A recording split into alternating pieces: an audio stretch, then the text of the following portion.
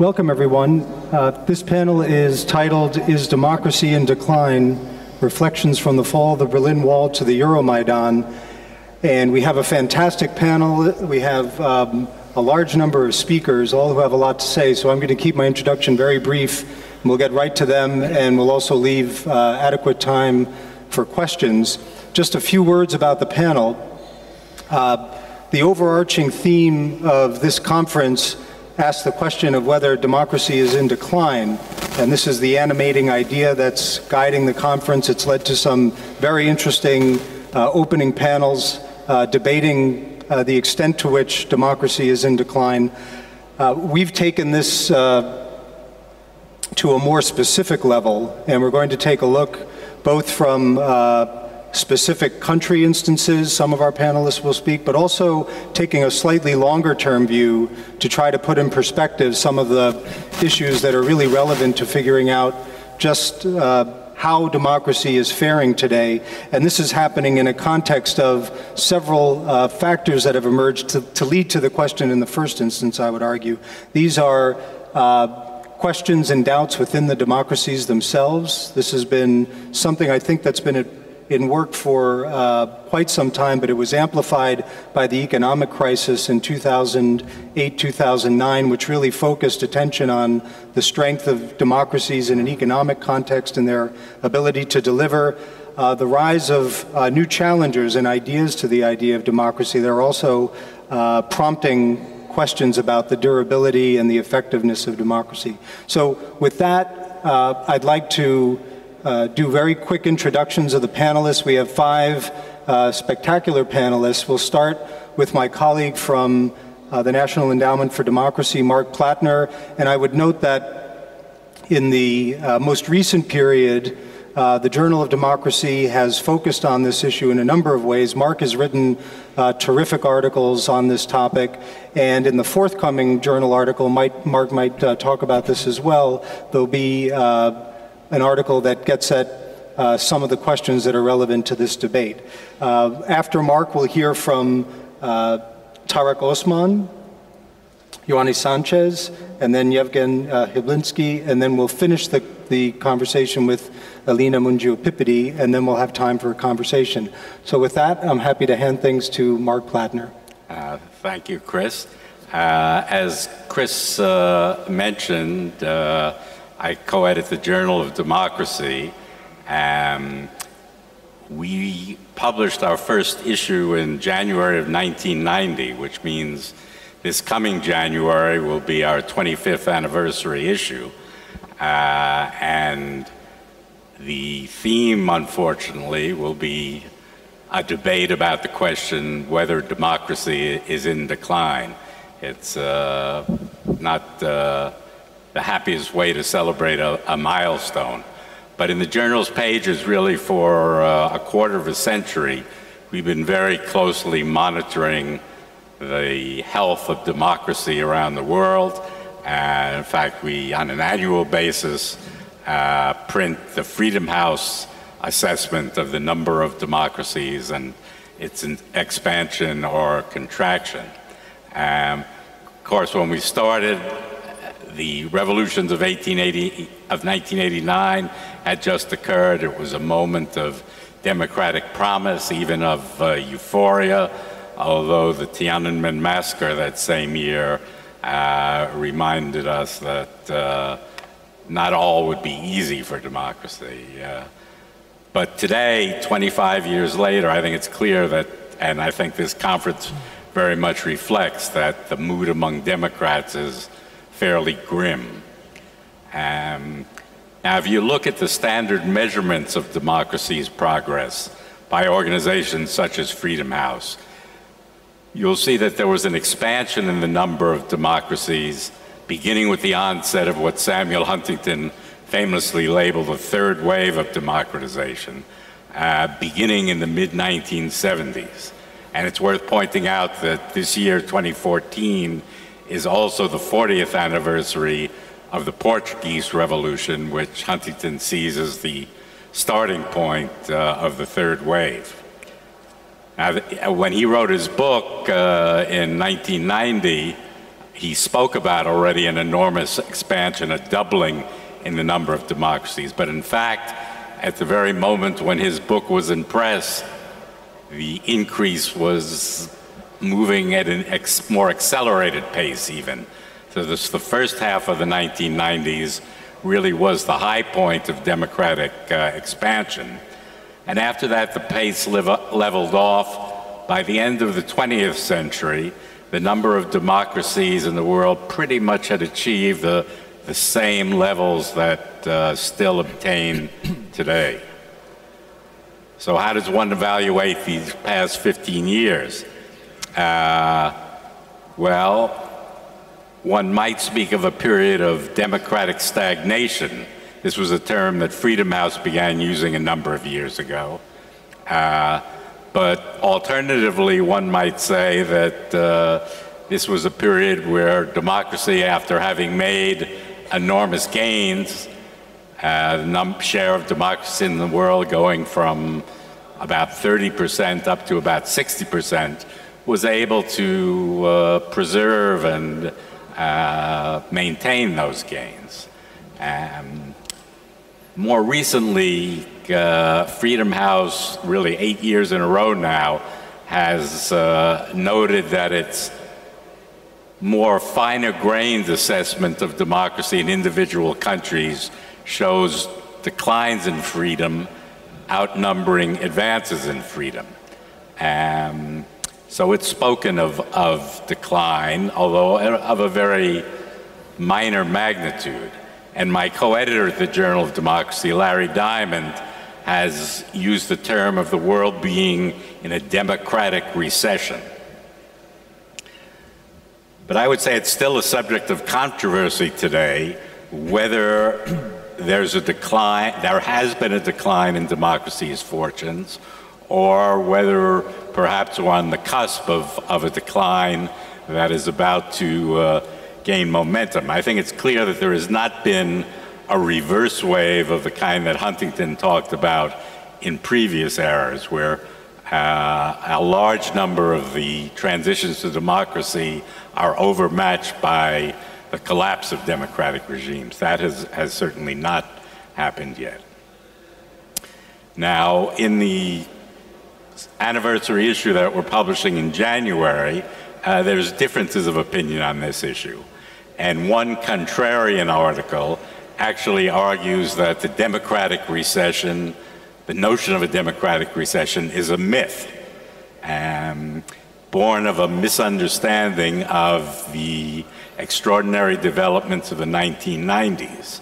But what these authors argue, and I'm not naming them yet because I've only seen a draft of their article, incomplete draft, which I promised them I wouldn't reveal. But what they argue is that what happened was not so much a triumph of democracy as a collapse of authoritarianism. That dictators during those years were hit by a kind of perfect storm, because the end of the Cold War ushered in a period both of economic stringency and geopolitical weakness for the authoritarians. You know, many of them had been getting support from the Soviet bloc, or they got support from the United States because they were anti-communist, but those sources of funding disappeared, and economic times were difficult. And as a result, particularly in Africa, many of these authoritarians didn't have enough money to pay their security services anymore. And so they, in a sense, were compelled to hold some kind of multi-party elections and so on to get support from the West. Sometimes these regimes, in that case, were classified as democracy. But what this article contends is that they were never really democracies. What they should be characterized as exhibiting a kind of pluralism by default, because the authoritarian regimes the new authoritarian regimes simply were not strong enough to repress dissidents within the society. So things had the look of being open, of having a free press, multi-party elections, but the institutions of democracy never really took root, and therefore it was a mistake to characterize those regimes as democracies and then say that they'd been backsliding. Well, I think to some extent this argument is persuasive in terms of characterizing the broad trajectory of the past quarter century. But my sense is that just in this past year, at least, something fundamental has changed that makes me much more pessimistic about democracy's likely fortunes in the years ahead. Because today, I think, and it's reflected somewhat at this conference, that Democrats seem increasingly mired in a certain self-doubt, hesitation, uncertainty about the future, whereas the authoritarians seem to be full of confidence and brimming with energy. They're assertive in a way that they never were, 10 or 15 years ago. To some extent, this reflects the problems, domestic problems of democratic government in both the US and in Western Europe. I suppose one could add Japan as well, where economies haven't been doing very well, where it's the political regime seem, if not incapable, at least very slow-moving in responding to problems that everyone recognizes. But I think more fundamentally, the sense of a shift in mood that I perceive comes from developments in the realm of geopolitics and the continuing stagnation of Western economies. Because during the 1990s and into the beginning of the new century, democracy seemed to be holding all the high cards. The democracies were unchallenged in terms of military power, of economic might, and global legitimacy. Of course, there were failed attempts in a number of countries to achieve democracy, and making democracy work well is and always will be a difficult task. But the sense was that time was on the side of the democracies, that in order for a country to be fully modern, to be military strong, to be economically prosperous, it seemed like they would have to become democracies, if not right away, as they advanced economically. So people were fairly sure that China, if it were to continue its economic rise, would have to engage in political reform, become more democratic as well. And if democracy broke down in countries, especially in poorer countries, well, that would be a misfortune for the people of that country, but probably a decade later, it would try again, because there seems to be no other available alternative for getting the things that all countries want, which is to be economically prosperous and well-governed. Well, today I would say that that sense has largely disappeared. With the economic growth and rising power of a persistently undemocratic China, with the revival of Russia's power and its willingness to undo the rules-based international order, with the military retreat of the United States, all these things have sown widespread doubts about the supremacy and the superiority of democracy. And I fear that historians are going to look back at 2014 as a critical year, one that marked the end of what many people have called the post-Cold War era. I suppose we're entering the post-Cold War era, but I think nobody knows what the shape of it will be.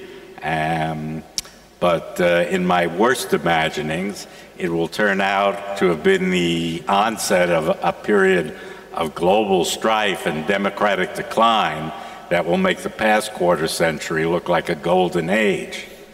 On the other hand, there's also the possibility that the setbacks of recent months will reawaken the democracies to the danger and that they will realize that once again, after the halcyon days of the 1990s and early 2000s, they're engaged in a momentous struggle. And democracy continues to enjoy significant advantages. It remains the only globally legitimate form of regime. The dictators still claim to be democratic in one way or another. And democracy alone meets the demands of ordinary people for the dignity that comes from having their views and their voices count in the way they are governed. And that's why protests keep breaking out in authoritarian regimes. And it's why most recently the people of Hong Kong have risen up to demand the right to choose their own leaders. And throughout its history, democracy has shown itself to be a very resilient form of regime. Democratic governments often seem to be distracted or asleep and slow to rise to the challenges that face them. But democracy, I think, has immense reserves of energy and a remarkable ability to adapt, to learn from its mistakes, and to amend them. But we can't afford to count complacently on democracy's ability to get out of a jam. We've done it before. That doesn't mean necessarily we'll be able to do it again. And I think in the last analysis, the decline of democracy can be averted really only if its citizens and its leaders show new determination to meet the challenge of the authoritarians today. Thank you. Great. Mark, thank you so much for those cogent remarks. And towards the end of your remarks, Mark, you mentioned that societies continue to rise up against poorly governed authoritarian regimes, and certainly in the most recent years, the uprisings in the Middle East have been an example of this, where longtime authoritarian regimes were challenged and shaken, but the outcomes have been uncertain and even worse in many of the cases in the region. Egypt would be counted among them. So let's turn to Tarek Osman for his observations from Egypt. Well, first, thank you very much for the invitation, and I'll of course touch on the Middle East, Chris. But since the invitation came to me more or less as a macro theme, is democracy in decline. So I want to share with you some observations. Bear in mind that I'm a political economist, so it might be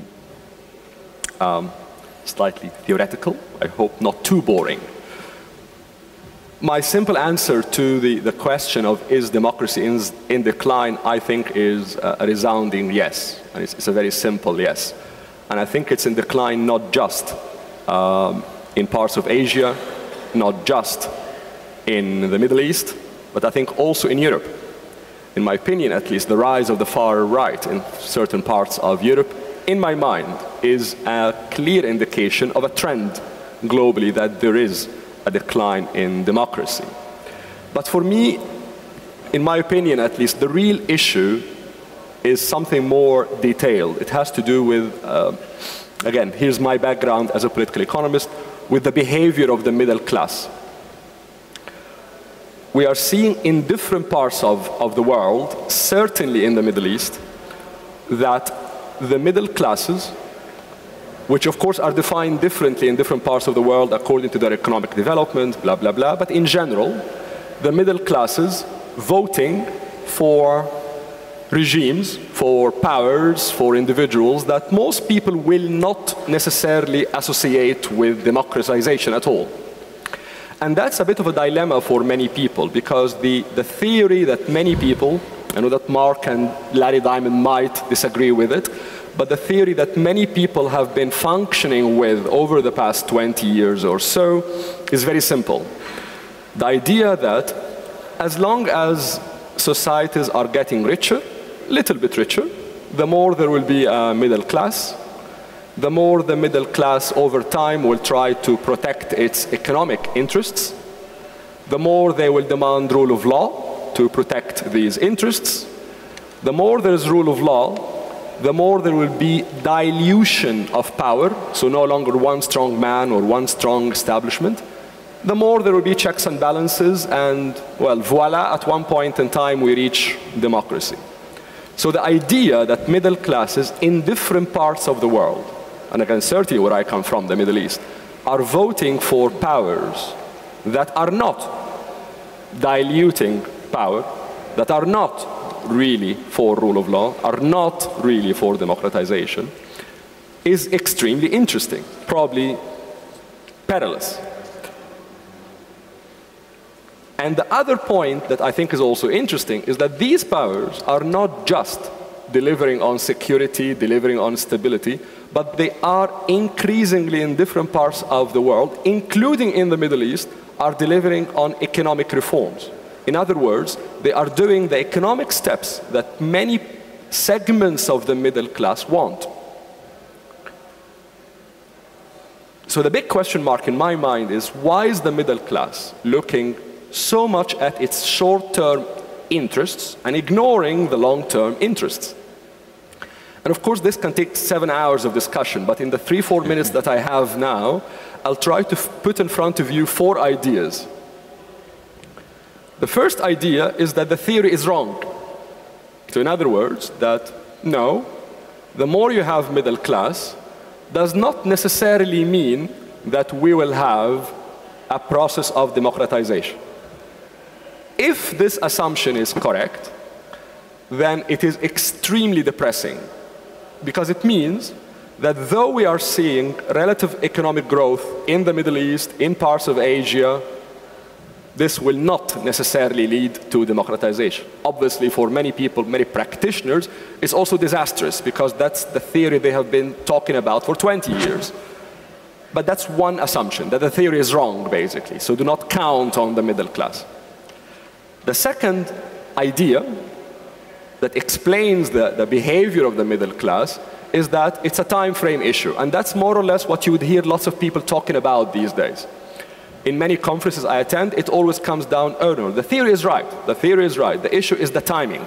We are looking at 2 years, 5 years. In reality, it's a generational dimension. In other words, once you start the process of growing a middle class, you have to wait for 20, 30 years for this democratization process to reach its maturity. Maybe, if true, it is comforting, it's nice, because it means we are on the right path, but we don't know really, because most of the examples we have are only here, actually, in Central Europe. But there are not many in the world, so it's wait and see. The third potential scenario why the middle classes are voting this way is that the alternative in front of them is bad. In other words, the democratizers, the people that we want them to vote for, are either weak, they cannot connect with the middle class, or they have no resources. And therefore, if you are a young engineer somewhere in the Arab world or somewhere in Asia, somebody working for a private sector company, you really want to secure your job, you want to have a house, you want to have a car, you want to get married, then what you really want is people who will deliver. And therefore, some people who would talk nicely are okay, my heart is with them, but they're not going to deliver, and therefore I will go for the strong option. And the strong option is those who deliver, but not who will democratize. Now, this is a relatively okay scenario. It's not so depressing, because it means if you have a liberal parties that are strong, especially economically, not just in talking politics, but economically, it means that at one point in time they will convince the middle class to vote for them. Again, wait and see. The fourth, and I think the most interesting potential explanation, is that it is not one path. It is cultural. And of course, political economists hate that, because it's very politically incorrect. Once you start to talk about cultures, you start to talk about, oops, is the Arab world different than Asia? Is Asia different than Europe? And you start to get into potential stereotyping. Of course, that's why in academia, this is very much hush-hush. You don't talk about that, to a large extent. But I think we do have relative evidence that though the trajectory might be, yes, the same, we all more or less are moving towards this idea of potential democratization once we have a critical middle class, the destination is not necessarily the same. So what you would hear in Prague define as liberal democracy might not exactly be what a middle class somewhere in a very different culture want. There is a lot of accumulated heritage even in defining what is democracy even. So what I'm trying to say is that the idea of culture, heritage, infringing on your definition, societal definition of democracy, I think is worth reflecting upon, because it makes even the benchmark upon which we talk different. The final point, and then I'll shut up, is that means that though your experience in Central and Eastern Europe, in Poland, in Czech Republic, in Slovakia is very interesting, to be honest, I think the experiences of China, of the Arab world, will be also extremely interesting because they are non-Western, which means we're going to see, probably for the first time, a transition based on the same premises, this whole middle-class theory, more or less, but in a non-Western context. So the question is, if we're having this discussion 5 years from now, 10 years from now, focusing on Asia and parts of the Arab world, are we going to see more or less a real democratization, even if the destination is different than what you arrived at, or we'll see a completely different trajectory? And in my opinion, that's what makes the Middle East and China, but I speak more on the Middle East or the Arab world, which I know relatively better, to my mind, extremely interesting transition. Thank you, Tariq. And it raises the question also of, is there a transition now in the Arab world, which maybe we can come back to, just given the experience since 2011. Now I'd like to turn to Evgen and get a sense of how this relates to the Ukraine experience, especially since Ukraine twice in a 10-year period has attempted to bring about a different form of governance in a country that has faced significant governance challenges, corruption challenges, and is still struggling to do so now. Well, a friend of mine who worked for many years for IRI in Kiev, he said, Ukraine is never as good or as bad as it seems. So we always had to wonder whether we are actually capable of creating democracy under conditions that we were in. And Ukraine had terrible history in the 20th century. And Ukraine had a lot of mishaps, and Ukraine had distorted economy, and Ukraine had really difficult heritage from the Soviet times. So the question was, can we build a democracy? And this question has not gotten its response yet, because it's not democracy that we want to achieve, it's sustainable democracy that we want to achieve. And if we are talking about sustainability, then the question is that, 1 or 2 or 3 elections don't count. We have to have a continuous process, and we have to have that process installed seriously enough, long enough, significantly enough that even if we have to make a step away from democracy, for instance, to deal with some crisis, we are absolutely sure that next step will be towards democracy and we will return to business as usual, like, for instance, the EU has done. For instance, in the case of installing the government of Mario Monti in Italy, or in case of creation of the granting the authority to the European Central Bank. We were talking about, a step away from people controlling the institutions and then returning back to business as usual. What we understand is that we've made some wrong assumptions as well. And basically, Ukraine has been a fantastic test field for different approaches over the last 20 years. Let me share some conclusions that we came across. There is a number of factors that must be met. And meeting just one criteria, one factor is not enough. You have to meet all of them. And if you fail with 1 or 2, that's already enough for the whole thing not to work. On top of middle class, which, for instance, is the important driver now, the engine of change in Ukraine, it's the very passionate middle class that is literally several % big, but that refuses to comply with anything but rule of law and democracy. And this is the reason, the driving force behind Maidan. It's not quantitatively big, it's qualitative, but it's very passionate. And for instance, from many Northern Europeans, I often hear that passion is something from the world of literature, not from the world of social sciences. And I'm saying, no, passion is important. If you're willing to die for it, you're going to be defending it. So where the passion is that with the radicals or is that with the middle class? That's very important. And the response to that question will be very much cultural. So culture does matter. The other thing, education. What we see right now in Donbass, in east of Ukraine, we just saw the cleansing done by the separatists, not along with the ethnic lines or language lines, as very often wrongly perceived by the media, but along the lines of critical thinking. If you are capable of thinking critically, if you are asking the questions, basement is where you're going to end up. So education is extremely important. If you have all the institutes for democracy, you have the elections, you have free media, you have sound economy, but you don't have critical thinking in the society, it's going to be destroyed very quickly. And this is what we experience now in some areas in Ukraine. And we're going to have tremendous difficulty returning back to normal if possible at all. Sound economy is an important factor, and we see it as two things. Social mobility would bring some people up and some people down. And it's important to have the second opportunity for those who are down so they can rise again.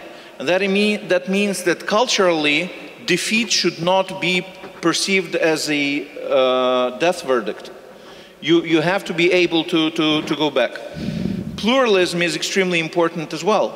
And this is no news. But here we come to the factor that's really, and partially it responds to what you were saying about the planning horizon, it's security. If there is no security, planning horizon will be very low. And taking away the security problem will mean that people are able to plan long term, and then they come to democracy as to something that actually gives them the opportunities. But if the planning horizon is low, everyone turns very opportunistic. And democracy is not a good model for opportunistic behavior, because it's basically what the next thing happens when everyone employs opportunism is the institutional trust washes away, and then it's like human being that loses a lot of blood, then the whole system dies. So where we have failed is we have failed to see the issue as the issue which is important more in terms of sustainability than in terms of the phenomenon.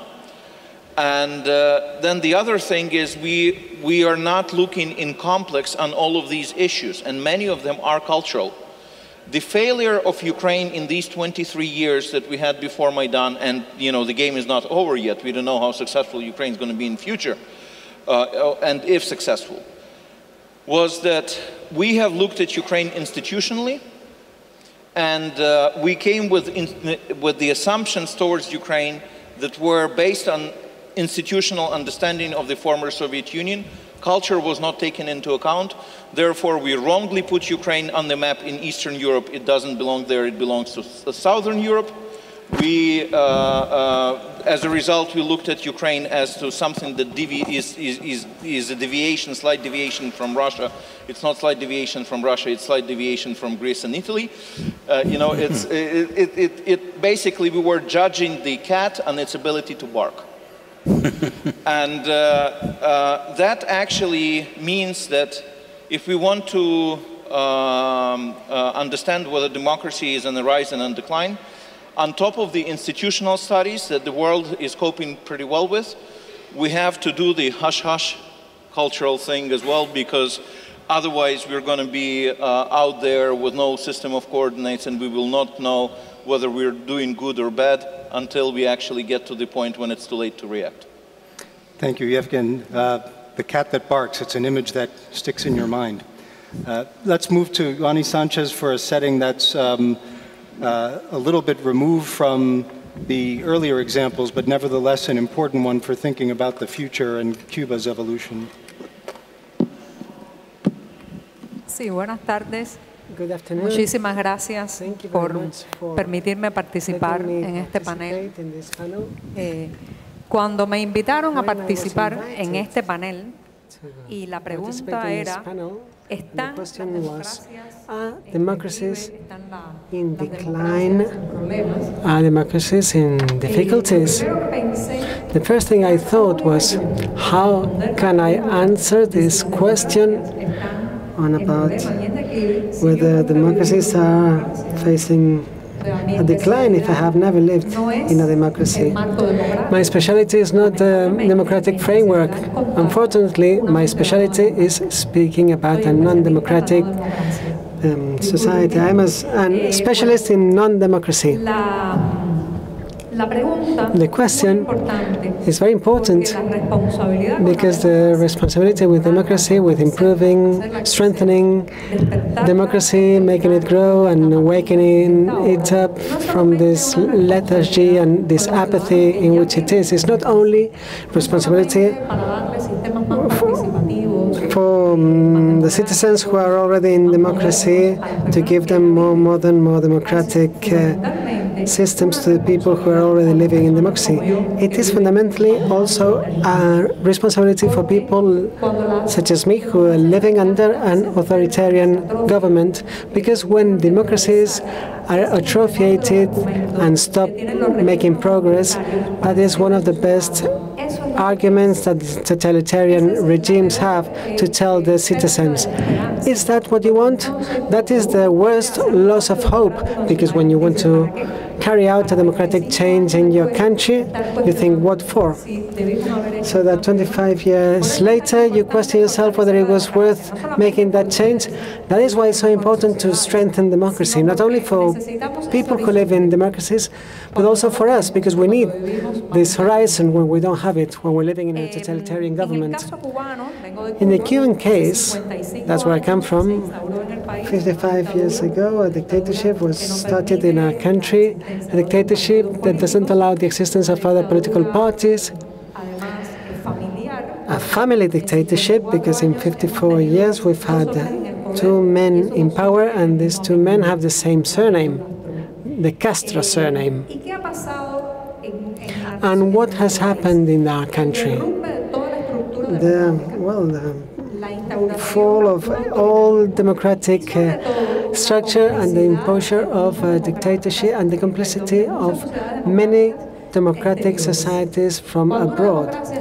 When a democracy is weak, it has weak foreign policies, and these weak foreign policies makes it close their eyes before non-democratic regimes. That is why it's so important to strengthen democracy, because when you have a strong democracy, you have a strong foreign policy which is much more active and much more focused on the respect of human rights.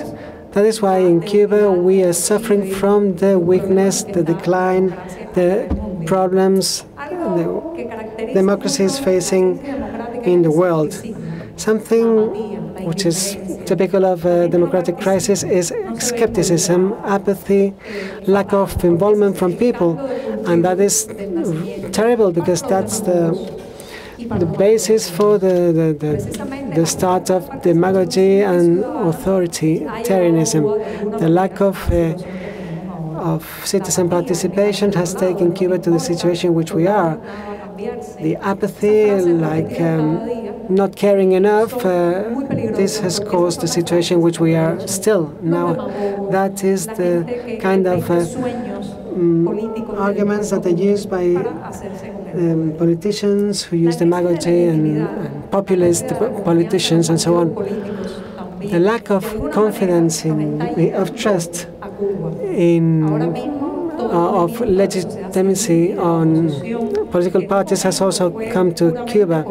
The opposition was at the beginning purely political, of political parties, but is now going through an interesting evolution. We're now witnessing some really interesting phenomena which have more leadership and more visibility than the traditional opposition parties, such as the alternative art movements, underground music, audiovisual creators, and so on. The crisis of the political parties is also lived somehow in Cuba. Another important issue is the fact that we are like a painter in front of a white canvas. That is why I'm really enjoying this panel, because very soon I hope that Cuba can start making its first sketches, democratic sketches, and it's good to learn from the mistakes of other countries in order not to make them ourselves. The problems there's been with the financing of political parties in many democracies, we can start from scratch here. The only advantage of a country which is living a totalitarian government is that they can start a democracy from scratch and not make the same mistakes that other democracies have made. So I would like to know, each time I meet somebody from the Eastern European countries who live this transition towards democracy, I always ask them, what would you change? What would you do differently? What would you not do? Because from this question you can learn many things, why you are now questioning the health of your democracy. We're not questioning our democracy because we do not have a democracy. Your democracy has fractures, has fever. We need to bring our democracy back to life. But I always ask them what they would do differently, because nobody can teach a people the democratic path. Sometimes it's an experimental path of trial and error and so on, and it's very important to learn from other countries' mistakes. I wanted to conclude my brief speech saying that it is worth 1,000 times living in the most imperfect democracies.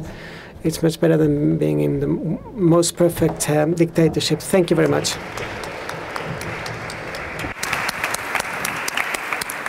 And I think all of the comments so far are a reminder just how difficult the struggle is to both overcome an authoritarian legacy and then to develop a strong democracy that minimizes corruption and governs well.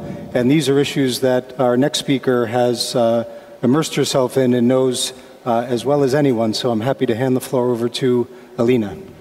Thank you, Chris. Well, what can I say on top of these insightful presentations?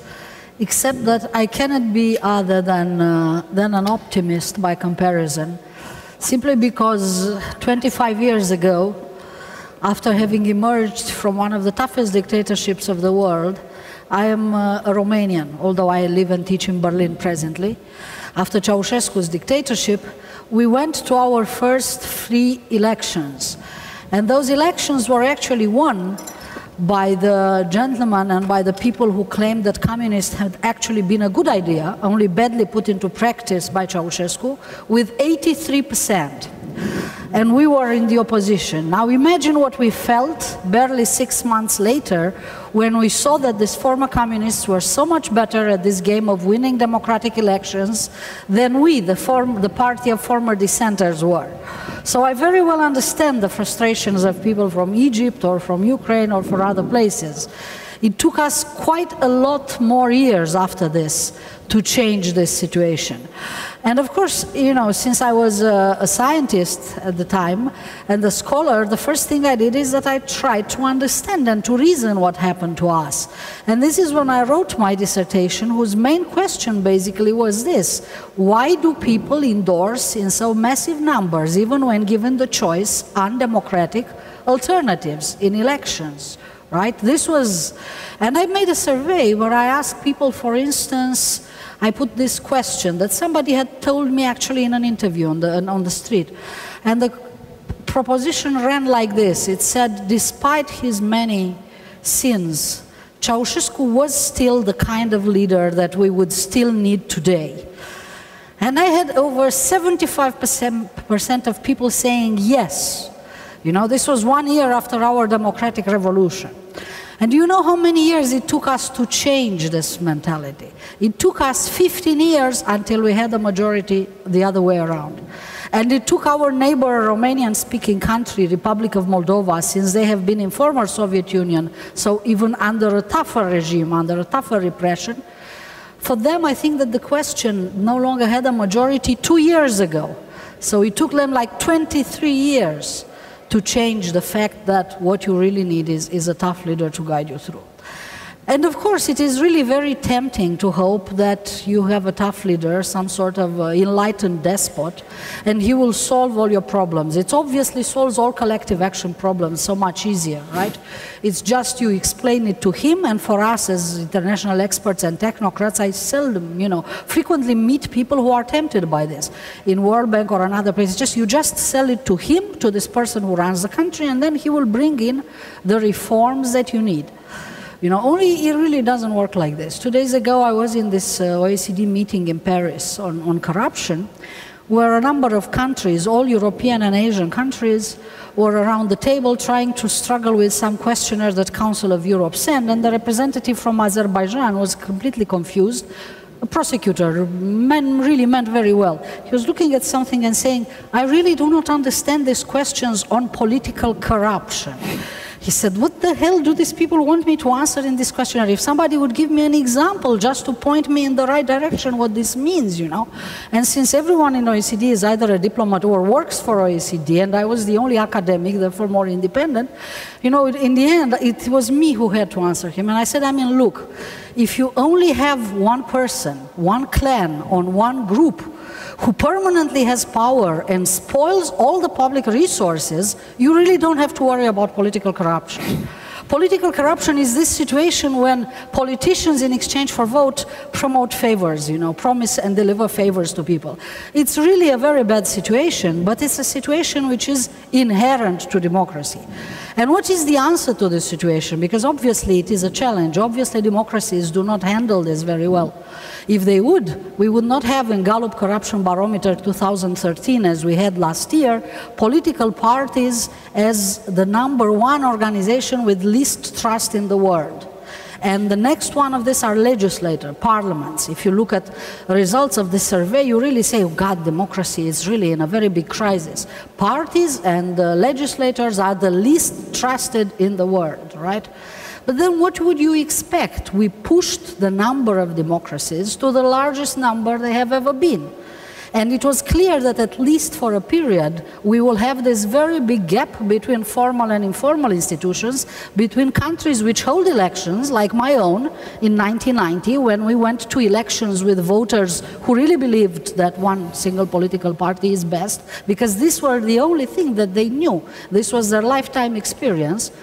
And whatever goes on. The structures of power in a society which are really not, power distribution is not equal after a democracy. It takes quite a while for people to build associations, to be able to inflict some constraints on rulers between elections, because this is really the key, is not to be able to go there just in elections day, but to be able to have a critical mass to stop the mayor from stealing, to stop the government from giving contracts to whoever wants.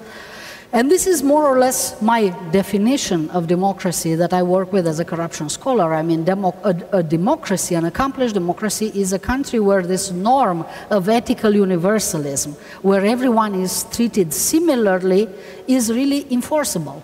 And everyone contributes to this. I do not consider a country a democracy only because they manage to hold elections now and then, but in between, whoever is in government spoils and just distributes preferentially to a group or to a gender or to whoever, right? Whoever has more power gets the lion's share. And if you look at the performance of democracies versus autocracies in this, you would really see that autocracies are not doing so well. Out of the total number, let me read you directly, of countries who are on the average on the top tercile of control of corruption from World Bank. We find 35 electoral democracies, so countries which really control corruption very well, so they manage to enforce ethical universalism, versus only 3 autocracies, which are, as can anyone know, right, Singapore, Hong Kong, and Qatar. Okay, well, I hope these countries will evolve, because on the other hand, if you look at the Economist crony capitalist top, you will find all these 3 autocracies on top. And if you know how the crony capitalist top is done, it basically means countries where you find that the richer people are actually the people with most power. Well, that's not exactly my free market definition, is it, right? So these 3 countries actually are a bit overrated and they shouldn't be here at all. Now, if you look in the lowest tercile, countries which control less control of corruption globally, you will find non-democratic countries 51 and electoral democracies 22. So yes, we have 22 electoral democracies which really control poorly control of corruption. They are, on the other hand, if you would check what countries they are really the poorest countries, countries with natural resources which provide an irresistible source of spoil, multi-ethnic countries which provide quite important opportunities for violence, so a number of quite serious constraints. So the real category where the battle is fought and where we can find transition is this mid-tercile. Countries which are not entirely corrupt, in other words, the state is not fully captured, but which are not very well controlled either, the in-between category. And in this in-between category, simply due to the fact that we now have so many countries which hold elections, you know, that we have twice as many countries which hold elections than countries which don't, you know, in a very rough count. So it's normal we have more corrupt democracies presently than corrupt autocracies. So in this category we have 57 electoral democracies versus 24 non-democratic democracies. And these are the 57 countries where actually we have to wage battle to push them a little bit forward. And how do we wage this battle? What is actually the answer to this? Well, the answer to this is not simple, but it does exist. It lies basically in association. It's very difficult for us to build non-corrupt democracies because we do not manage to build up these normative constraints between elections. And we don't, because the kind of associations which existed in 19th century in the Western worlds, we no longer have. People today, they simply no longer associate. We have become very good at sending tweet messages to get together in one square and start a revolution, or to occupy buildings, you know, by calling one another on Facebook. But what we need is some form of more permanent association. The only people who associate are this very few people these days who form parties, and then we accuse them of spoiling resources. But as long as parties are going to be so small, as long as so few people will invest in long-time representative political constructions, we are going to have a very, very difficult time in building control of corruption. But nevertheless, figures show that even if this is a difficult battle for us and a battle that we have to win for democracy in general, absolutely no autocracies are doing a better job than we do at this. Thank you. Thank you very much, Alina. So would it be a fair interpretation of your comments to say that deepening and strengthening democracy is really the response that's needed to address these governance and corruption issues? Yes, absolutely, absolutely. People have to understand that collective action problems in democracy are paramount and that you have to invest in them. It's simply impossible. I mean, many people today hope that we're going to have in future democracies without associations, that somehow we can, using Facebook. I mean, currently I meet young people, including my students and people in countries who work, who really say, but can't we really devise a different way of representation, right? So to get rid of this difficult, I don't want to have any representatives, that's their idea. You know, principals, who are these people that I talk with, no longer are able to control these agents. We do not want any agents. Well, there's no democracy without agents. We simply have to create a better, a stabler way of associating ourselves. And that actually means that, you know, it's basically a problem of society. We have to do this together. I'm sure none of us is corrupt and none of us is authoritarian if one lives by himself. But that's really a social organization problem. So I'd like to ask the panelists if they have any comments, if they want to respond to what other panelists have said. We'll also move to questions now. For those of you who have them, if you could raise your hands and identify yourself when you speak. Let's hear from Ifkin. I hope it works. We are often wrongly in assumption that democracy is a natural state. It's not. And actually, we have to work. Decay is a natural state. We have to work to make democracy work every time. So, being in Ukraine, we were modeling, for instance, situations. Let's say, for instance, what if we all freeze? If there is no energy, would we be able to sustain the social contract? Would we be able to sustain democracy? What if there is no food? What if there is no water?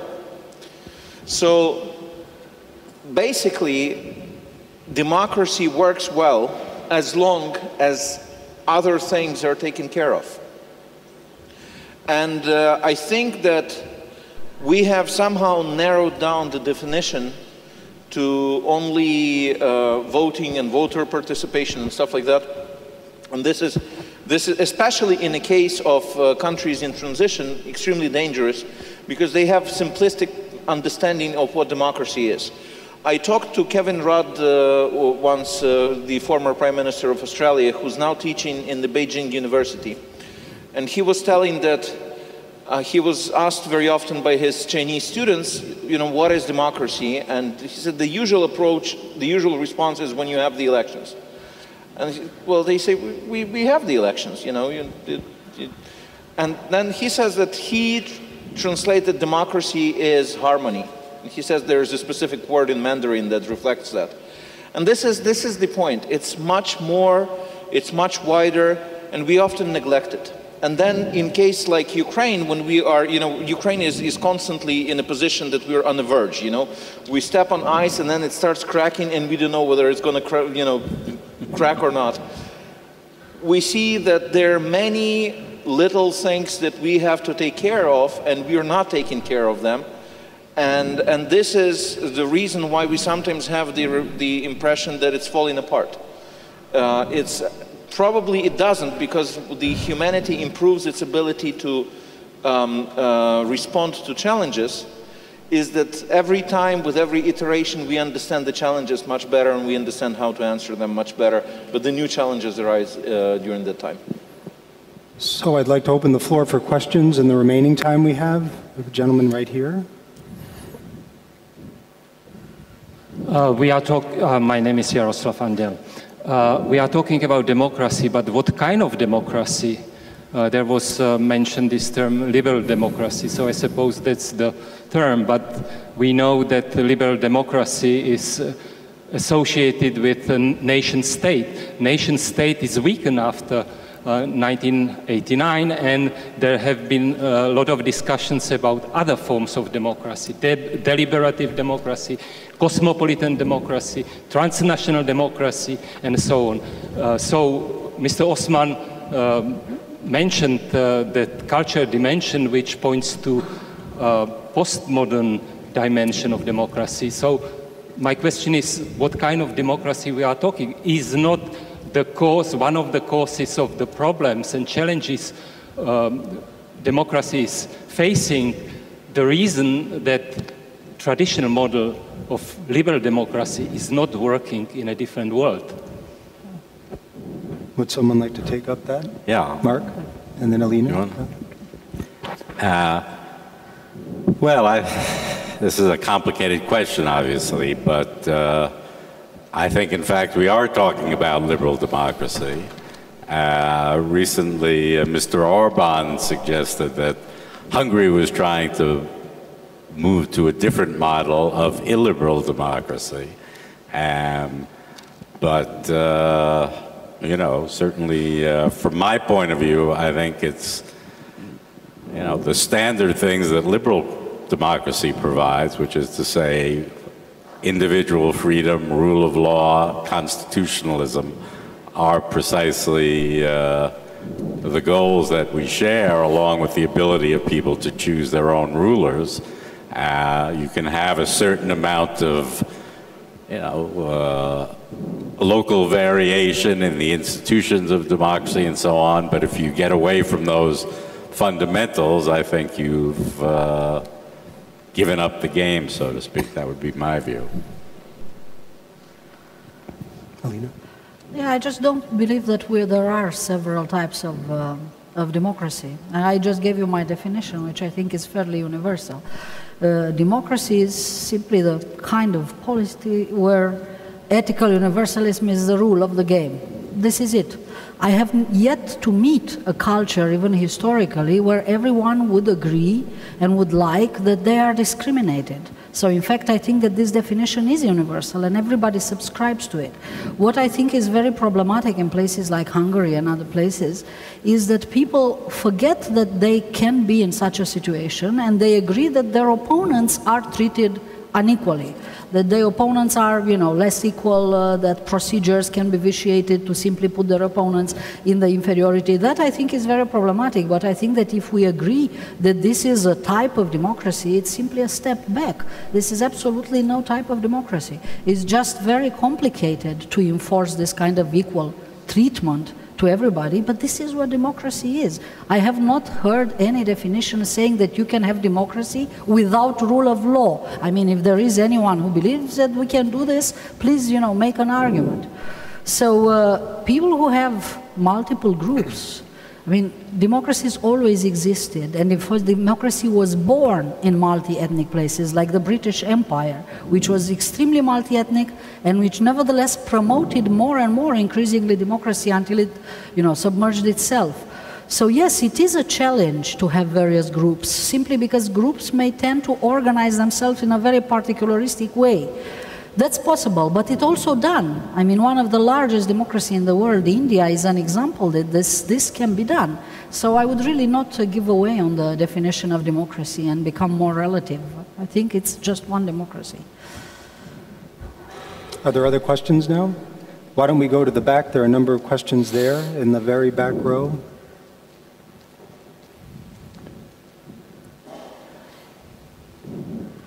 Really quickly, Brady Clow. I work in PR and marketing here in the Czech Republic. I just wanted to ask from your different points of view what you feel are the biggest discouragements to democracy in your various countries and situations, because I think if you look at the elections we just had here in the Czech Republic this weekend, you have a sort of inversion to people are looking for movements which are non-party, people are looking more towards, non-party politics or apolitical politics. In the US we have the situation where it's becoming prohibitively expensive to be part of the political process. You have to pay to play, so you have to get corporate backing and you're always in someone's pocket, or people are also averse to the media scrutiny. I think in the different levels of evolution of your democracies in your individual countries, could you say what you feel the biggest threats or discouragers are in your situations? What was that? Please. I couldn't hear the question. What was it? I think it's for the people from the countries, really. It's what are the challenges in their own country. The answer is usually very short. It's accountability. If a democratic system becomes unaccountable in one way or the other to the people, well, in Ukraine the response is Maidan. In other countries there are different other ways of responding. But that's what happens, and they tend to, even if we use the definition of political class, they tend to kind of create the environment of their own. So it has to be disturbed once in a while. That's why it's important to have independent institutions like free media. That's why it's important to have antitrust laws. That's why it's important to have competition at different levels, including in the NGO community. And this is all about accountability. And we see, for instance, that in Ukraine, the very dangerous sign right now that I think many people don't see is that if the new system now, if the new government turns to be unaccountable, the new request from the society to the government, which so far has been formulated as the rule of law, will be put one level down and will be formulated as fairness. Well, demand of fairness is very dangerous because fairness is extremely subjective. Rule of law is about universal, more or less universal principles, that we all subscribe to. Fairness will depend very much on each personality. So every time there's a situation of accountability which is not responded to, like we see, for instance, situation in Washington, like we see in many European countries, it actually may cause the problem to become much more fundamental, much more serious on the next cycle. So it's important to respond as soon as possible, and it's always urgent, it's always important. And I know we had other questions. Let's take these two.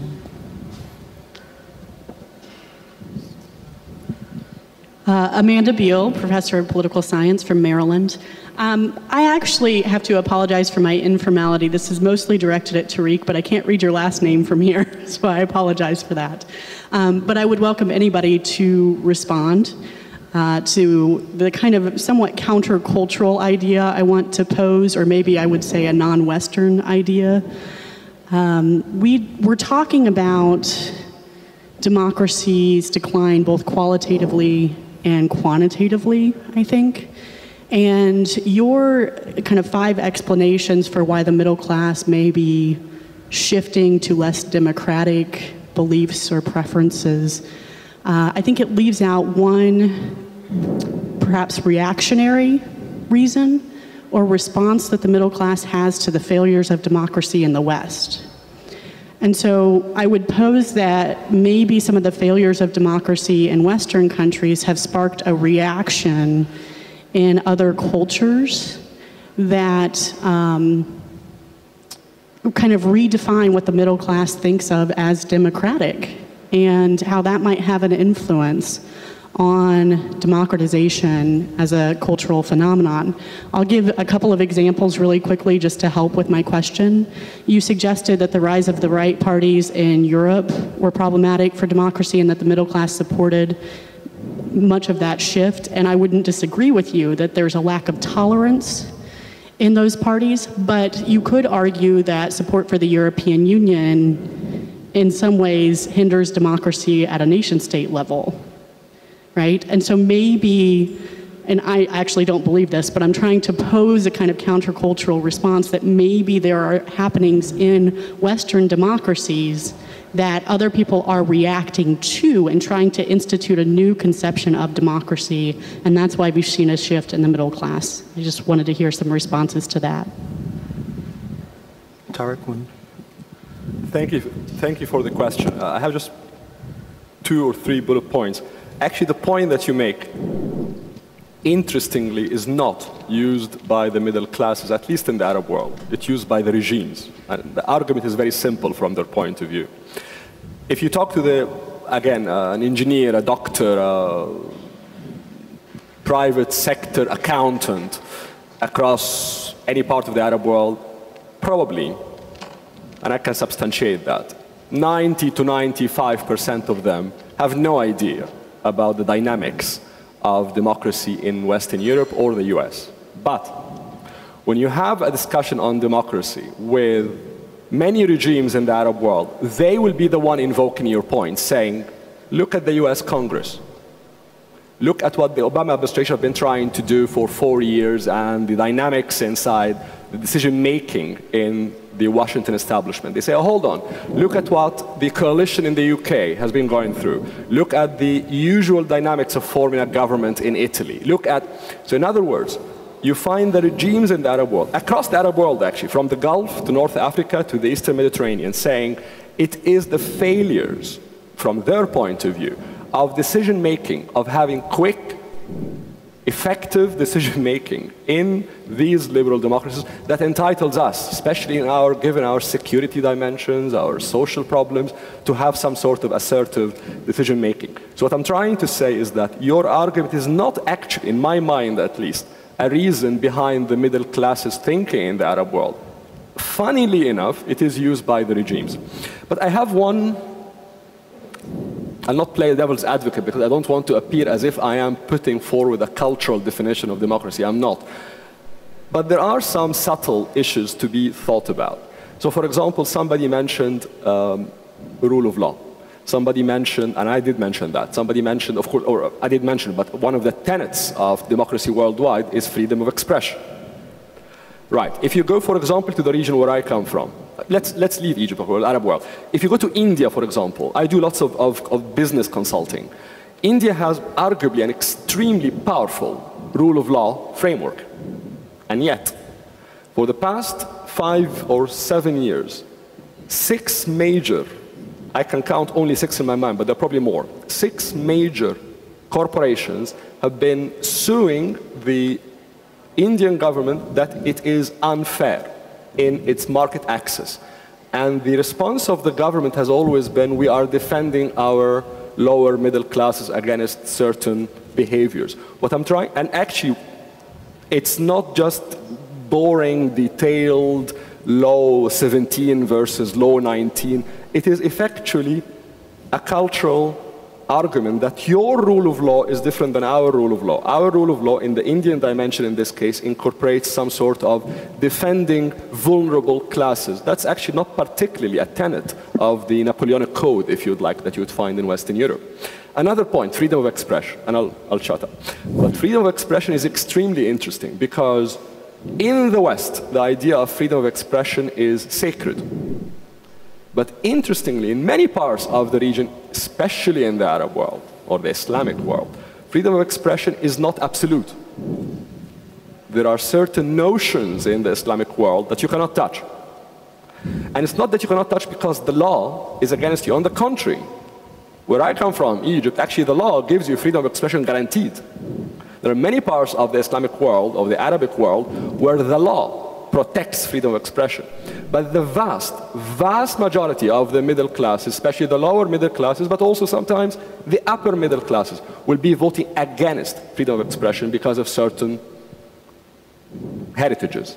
I'm not saying this is right or this is wrong. What I'm trying to say, it's much more subtle if we want to be realistic in dealing with certain societies. I would just note that some of the arguments you just alluded to, Tarek, and the used by Arab world leadership, the regimes there, is very similar to the arguments made by other authoritarian regimes around the world. And it can also be seen as very self-serving in terms of saying we have the best model, we don't need alternative voices, therefore we won't permit freedom of expression, therefore rule of law will be defined as we define it. I think it's a very slippery slope if you start to accept those sorts of arguments from the regimes. I'd also say, Alina, you mentioned that you need rule of law for democracy, but it seems to me that many of the cases where we've had pressure by society for change in Ukraine, in Egypt, in North Africa, has been in places where there isn't rule of law. And in essence, depending on how you define the terms, society seems to be looking for a sustainable way to have responsive and accountable government. Do you see alternatives to achieving durable rule of law without democratic accountability?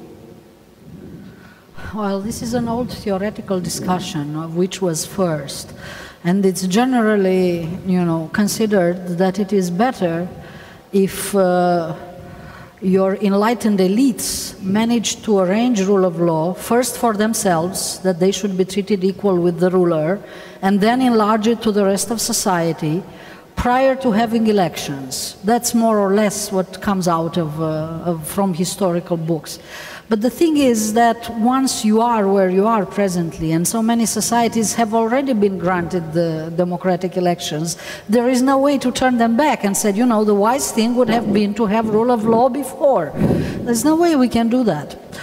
So building rule of law, however, it's a complicated thing because it basically means enforcing this kind of equality that I told you about in every second. And many of you probably, as I did for many years, used to live in countries where in fact somebody with power was never put in jail, even if they killed somebody in a traffic accident. It was always something found for them to be above the law, and that is indeed quite a big challenge. But I think that demand now for rule of law and demand for equality in front of the law is bigger than it has ever been. I mean, if you just look in India, in Brazil, in Egypt and various other places, what is really, really difficult is this technocratic exercise of finding independent judges, because historically these independent judges came from autonomous groups which had some sort of economic basis. And, you know, we imagine that just by training judges in certain countries, we imagine those judges don't know that they should be independent. You know, they know very well that they should be independent. They just can't afford in the power constellation in that given country, right? So we simply have to support this kind of autonomous groups in order to create this kind of what I would call societal check and balances, because out of this societal check and balances, the formal check and balances come in the end. Let me just say I agree very much with Alina. Part of the problem with so-called sequencing, trying to get the rule of law first, and there have been lots of aid programs that try to do that, but dictators, authoritarian regimes have no incentive to want rule of law. So lots of money has been spent in improving courtrooms and providing technology to judiciaries and so on. Egypt has been a big recipient of this kind of aid, but it hasn't fundamentally changed things at all. We had a gentleman here waiting. Oh, Jan, I'm sorry, go ahead. Yeah. Sí, me quería remitir al caso de Latinoamérica. I wanted to speak about the situation of Latin America. In Latin America, we're living in the last decades, decline in democracy in many countries, countries that had imperfect democracies with rule of law after a sequence of military dictatorships, especially in the 70s. What's happened? Those democracies that were marked by corruption, by the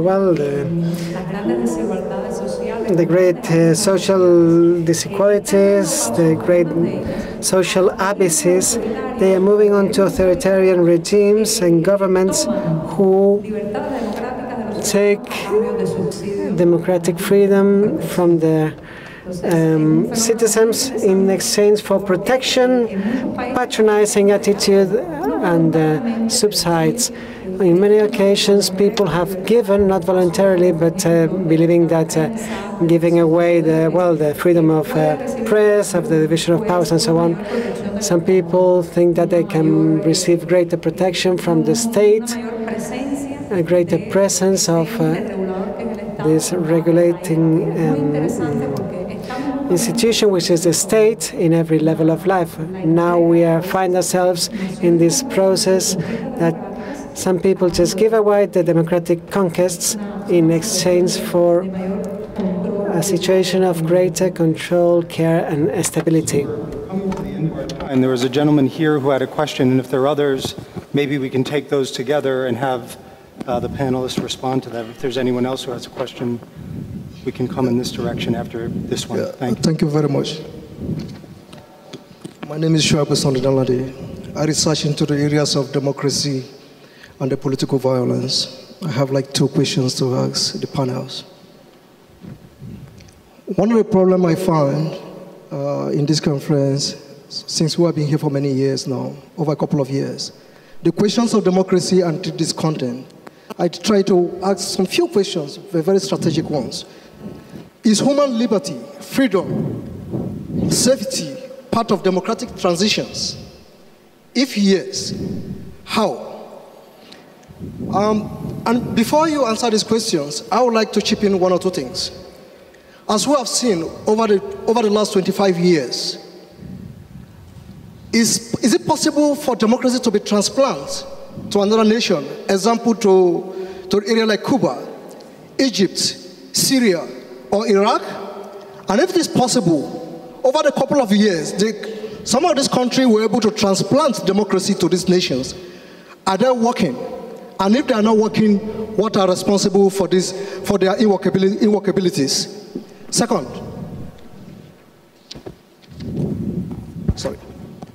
what is the first step for a democratic transition? Does revolutions solve the problems of democratic philosophy? If it is not, what should be the proper processes? Again, which ways are practically viable for democracy to preserve human liberty and freedom in today's global world? Thank you. Thank you. And why don't we take the other questions over here if we can as well? Do we have a microphone on this side? Let's go to this gentleman. We'll take the last questions and then we'll have the panel respond. Concerning democracy, actually I don't agree with the theme of this session, because I think that right now in this year, I think that people are more educated, people has more freedom of speech. I think that government, authoritarian government, like during the Cold War, are no longer exist. Most of the countries are democratic to some extent. They are not perfect, but I think that if we're speaking about military dictatorships or authoritarian regimes, they are very few. And I think that concerning the Arab world, and there is people crying about the destiny of Arab world and the question of culture. Arab world, they were not democratic at all. Yes, there is revolution, but still it will take time. But I think that economic crisis right now, I think it will have a new open democracy or a new open window for democracy in the Arab Spring, because there is civil society, there is people are calling for equality, but it will take time. So I don't think democracy in decline. I think that people has more access to information, people are more accountable, but it will take time. But I think more or less democracy is the one concept which is agreed by everyone. And most states, even authoritarian regimes, they are claiming to be democratic. They have election, maybe there is some misconduct, but I think that they try. And there is no perfect democracy at all. But I think that concerning the Arab world, there is civil society, there is demonstration, I think that there is dynamics which is going on. But I think that yes, there will be a stagnation, because we have only 200 countries, and there will not be. Yes, we have like first wave, second wave, third wave of democratization, and that's it, because the countries are the same. Yes, you have few countries, and some in Africa, some there. We criticize them from time, but still, you have very limited, and we cannot go back to all the time, because there is a clock, and the clock cannot go back. Thank you for your time. I think we had one other question, right? Was there one other or no? Right here. Hello? Hello? Let's take that last one and then we'll have the panel respond. Where is that? Okay. I thought I heard someone say. Yeah, on this side, sorry. Okay. I actually have a question, not a comment. Specifically for the Ukraine, Poroshenko and the government has announced that they're going to cleanse the government of those who had ties with either corruption or the previous regime. We know that administrations are hard to build. What do you see the dangers in this? Or is there a way to oversee those administrative bureaucracies and those people who run it to keep qualified people in the government? Do you not see a collapse coming? Okay, thank you, sir. So whoever wants to address the question of transferring democracy to countries and the Ukraine question, please feel free to respond as you like. Okay, I will start with the transferring, democracy transferring. The answer is no, you can't transfer that. What you can do is you can assist in institution building, you can assist in change of culture, but if you actually are to transplant democracy, that means that the foreign body has to take a full control and full responsibility for political life in particular country. And that would have, which is also an option, but not an option in most of the cases in modern world. And that would mean that then it would take some generations probably to see the change. What we see in Ukraine, particularly right now in the east, is what has happened after in these regions where the people who were able to think critically were cleansed and they moved, they fled. Now they're saying that they have elections. So, well, it's not good enough to have elections when you don't have actors inside the society. You know, if people are not capable of taking their own responsible decision as to who they vote for, you know, any voting system loses its sense. But it shouldn't sound like an argument that there shouldn't be an assistance for democratic transformation in the world. On the contrary, actually, if we believe that human rights are universal, that means that we should urge for democracy in every country and in any political system in the world. Speaking of the question regarding Poroshenko, that's not the announcement of Poroshenko, and that's not the political decision by a certain political player, that's the law. And the law, this is illustration law, that says that whoever had contacts and ties with KGB, whoever was in government at certain points when the illegal decisions were implemented, has to leave.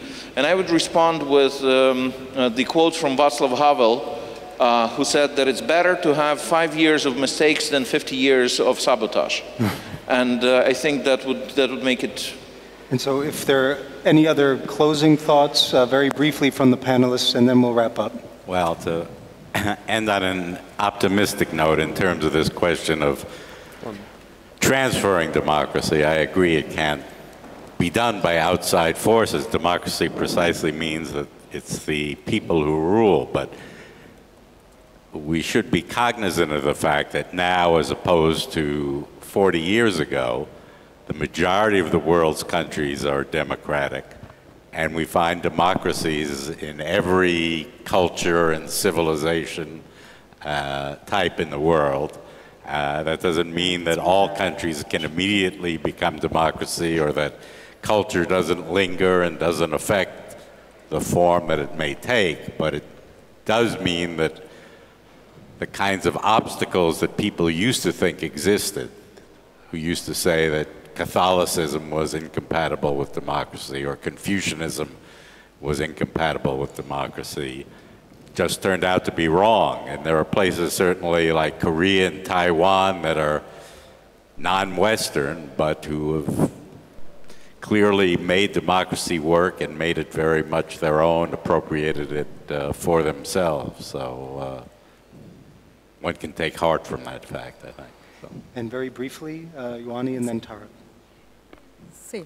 Quería terminar respondiendo la I would pregunta like del to end señor up replying the question on whether the transition to democracy should be done through a revolution. No, I don't think that's advisable. I think a revolution generates a cycle of violence which is maintained for too long in a society. I would recommend the reform of the regime from within, a reform that went from the law to the law, so that in order to dismantle the system with the support of civil society. But from my point of view, revolution is not the path.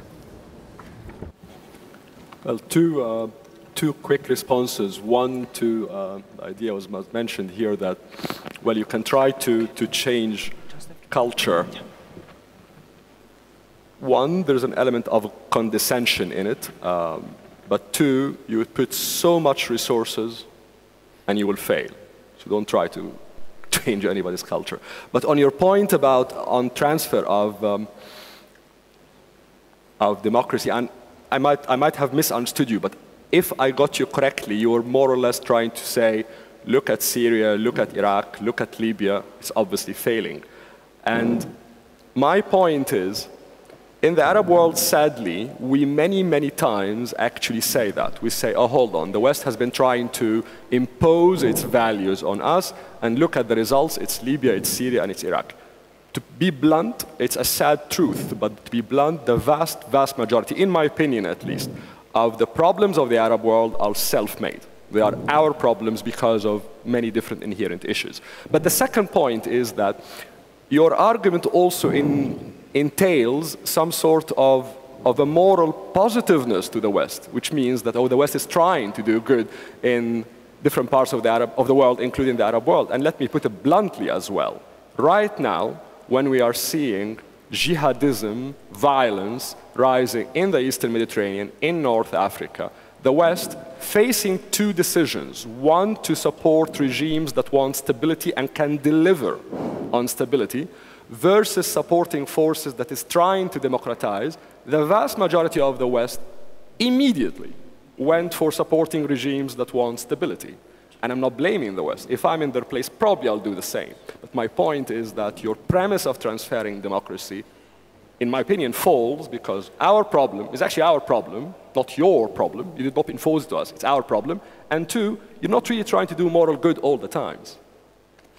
Well, on that note, I'd like to thank all of the panelists for a terrific discussion on very complex questions, gone a little bit over time, and please join me in thanking them for all their terrific presentations. Thank you.